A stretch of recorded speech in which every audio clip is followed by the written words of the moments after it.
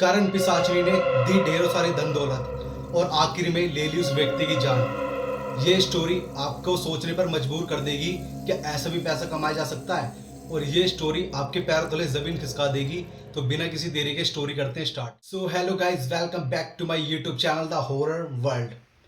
अगर आप भी हॉरर स्टोरी देखना पसंद करते हैं, सुनना पसंद करते हैं, तो मैं आपका भाई पीयूष हरित लेके आ चुका हूँ एक ऐसा चैनल जो सिर्फ आप ही के लिए है।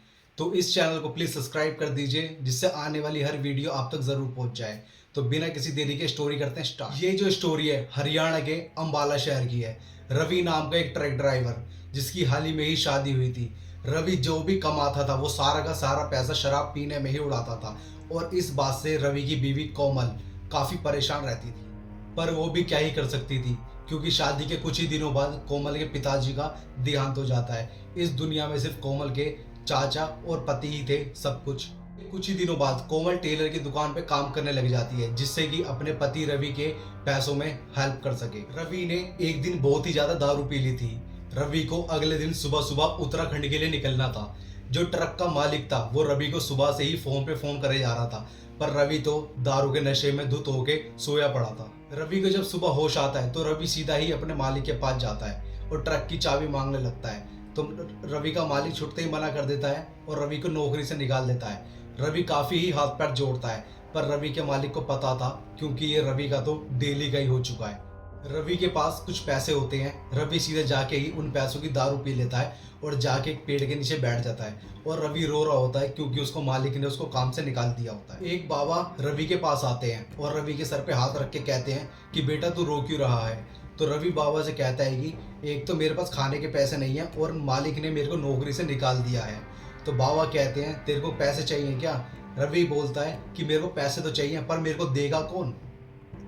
बाबा रवि से कहते हैं तेरे को कुछ नहीं करना, पर पैसे तेरे पास खुद आते रहेंगे, पर उसके लिए तेरे को एक काम करना पड़ेगा। तो रवि बोलता है हाँ बाबा ठीक है, मैं काम करूंगा, आप बताओ मेरे को क्या ही करना पड़ेगा। पर बाबा उस रवि को पहले ही समझा देते हैं, अगर तुम अपनी जुबान से मुकर गए इस चीज़ में तुम्हारी जान तक भी जा सकती है।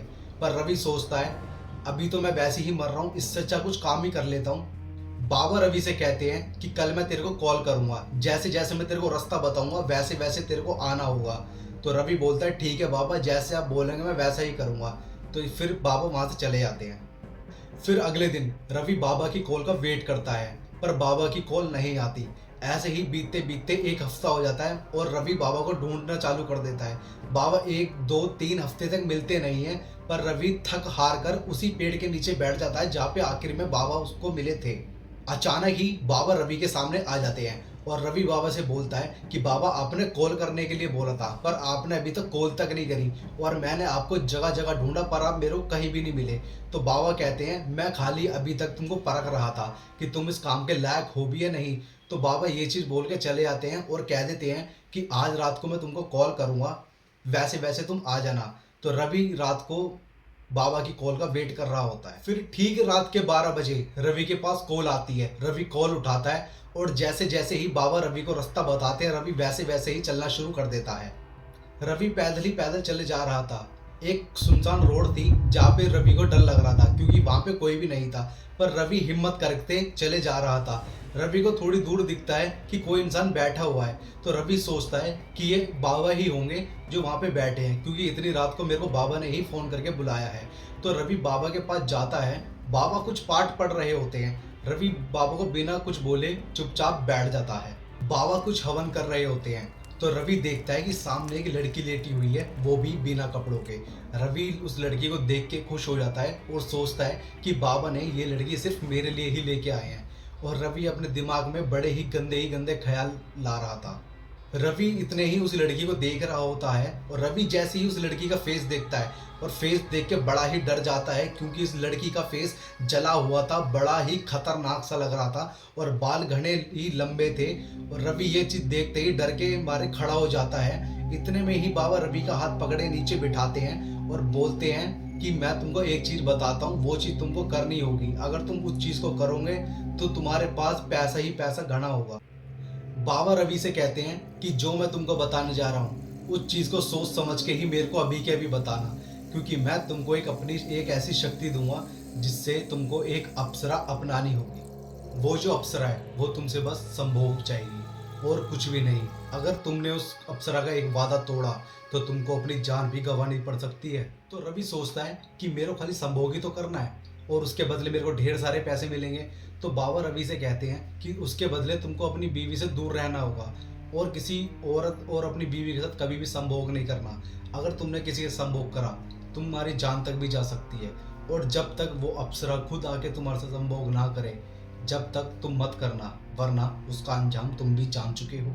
इस बात को सुन के रवि राजी हो जाता है और बाबा रवि से जैसे जैसे पूजा कराते हैं रवि वैसे ही वैसे पूजा करता है। बाबा अपनी सारी शक्तियां रवि को दे देते हैं और बाबा रवि से कहते हैं जब तक सुबह ना हो जाए तुमको इस गोल घेरे के अंदर ही बैठना है, उसके बाद तुम घर जा सकते हो। और ये बोल के बाबा वहां से चले जाते हैं। उस गोल घेरे में रवि अकेला बैठा होता है और रवि उस लड़की को देखता हुआ होता है जो सामने लड़की लेटी हुई है, वो भी बिना कपड़ों के। वो लड़की जैसी ही उठती है रवि डर चुका होता है। वो लड़की रवि के पास आती है और रवि को छूने लगती है और रवि पूरी तरह से डर जाता है। रवि अपनी आंखें बंद कर लेता है और वो लड़की वहीं से एकदम से गायब हो जाती है। फिर सुबह हो जाती है, रवि अपने घर पे आ जाता है। इस बात को महीना बीत जाता है और रवि सोचता है कि बाबा ने मेरे को पागल बनाया है, अभी तक कुछ ऐसा नहीं हुआ जिससे कोई अप्सरा आई हो। तो रवि उसी रात दारू पी के सो जाता है। ठीक रात के 2 बजे रवि के गेट पे ठक ठक की आवाज आती है और रवि तो शराब पी के सोया हुआ था। फिर कम से कम 3 से 4 बार ठक ठक की आवाज आती है। रवि सोचता है कि कोमल तो अपने चाचा के घर पे गई हुई है, तो इतनी रात को कौन आया होगा। तो रवि उठ के गेट खोलता है पर गेट पे तो कोई भी नहीं होता। तो रवि वापसी आके सो जाता है और ऐसे ही लगभग 3 से 4 दिन तक लगातार चलता रहा। ठीक रात के 2 बजे की कोई आता है गेट पे और ठक ठक करता है। रवि गेट खोलता पर गेट पे कोई भी नहीं होता। 5 दिन बाद ठीक रात के 2 बजे रवि का गेट बजता है। रवि जाके गेट खोलता है और गेट खोलते देखता है कि सामने एक बड़ी ही सुंदर लड़की खड़ी है कि जैसे कोई अप्सरा आके खड़ी हो गई हो। और रवि के दिमाग में एकदम से बात आती है कि ये अप्सरा वो तो नहीं जो बाबा ने मेरे को अपनी शक्तियां दी थी। तो रवि अपना घर का गेट खुला छोड़ के अपने कमरे में आके लेट जाता है। रवि लेट जाता है, अप्सरा रवि के कमरे में आती है और रवि के पास आके लेट जाती है। और लगभग ऐसे 3 से 4 दिन चलता था। रवि दारू पी के सो जाता था, वो अप्सरा आके रवि के पास आके लेट जाती थी और सो के चली जाती थी। फिर अगले ही दिन अप्सरा फिर दोबारा गेट आके बजाती है। रवि गेट खोल के आके अपने कमरे में लेट जाता है और अप्सरा रवि के पास आती है और रवि और अप्सरा संभोग कर लेते हैं। रवि सो जाता है और अप्सरा चली जाती है। अप्सरा रवि के सपने में आके कहती है कि तुम्हारे घर के कोने में एक बड़ा सा गड्ढा खोदना, उसके अंदर तुमको ढेर सारे पैसे मिलेंगे। तुम जितने पैसे वो खर्च करोगे उसके दुगना वो पैसे होते चले जाएंगे। अगले दिन जैसे ही सुबह होती है रवि उठता है और अपने घर के कोने में जाके एक बड़ा सा गड्ढा खोदता है। उसके अंदर ढेर सारे पैसे थे। रवि देख के पागल हो जाता है। उसके अंदर कोई थोड़ी बहुत रकम नहीं, उसके अंदर लाखों करोड़ रुपए थे। फिर उन पैसों से रवि कम से कम 20 से 25 ट्रक खरीद लेता है और उनकी कमाई भी अलग आई होती है। रवि जिस छोटे से घर में रह रहा था रवि उसी घर को बड़ा करके वहां पे कोठी बनवा लेता है। और गांव के लोग सारे के सारे सोचते हैं कि रवि के पास इतना पैसा आखिरकार आया कैसे। फिर अगले दिन रवि के पास गांव के काफी लोग आते हैं और रवि से पैसे उधार मांगते हैं और रवि से कहते हैं कि हम तुमको पैसे 6 से 1 साल के अंदर लौटा देंगे वापसी। तो रवि के पास तो इतना पैसा था। तो रवि कहता है कि मेरे को पैसे देने की कोई ज़रूरत नहीं है, तुमको और चाहिए हो तो मेरे से आके ले जाना। रवि ने अपनी बीवी कोमल को उसके चाचा के घर पे छोड़ दिया था जिससे कि कोई भी इनके बीच में कुछ भी संभोग जैसी चीज ना हो। ये सब 6 साल तक चला। अप्सरा डेली रात को आती थी और रवि के साथ संभोग करके चली जाती थी। एक दिन कोमल वापसी अपने घर पे आई और देखती है कि जो हमारा घर था वो घर तो यहाँ पे है ही नहीं, यहाँ पे कोई कोठी बनी हुई है। तो कोमल सोचती है कि रवि ने ये घर पैसों के लिए बेच दिया होगा। तो इतने में ही रवि घर के बाहर आता है और कोमल को देख के खुश हो जाता है। कोमल का हाथ पकड़ के घर के अंदर लेके जाता है और कोमल को बताता है कि ये घर हमारा ही है। रवि कोमल से बोलता है कि तुम मेरे साथ रह सकती हो, बस इस बात को याद रखना कि तुम मेरे साथ जीवन में कभी भी संभोग मत करना। अगर रवि इस बात को बताता किसी को भी कि अप्सरा उसने अपना रखी है तो वो अप्सरा रवि की जान ले लेती। कोमल पूरे घर को देख रही होती है और देखती है कि मंदिर के ऊपर काला कपड़ा ढका हुआ है। जैसे ही कोमल काले कपड़े को हटाती है तो रवि पीछे से आता है और कोमल के बहुत तेज थप्पड़ मारता है और बोलता है कि इस मंदिर के ऊपर से कभी भी काला कपड़ा मत हटाना।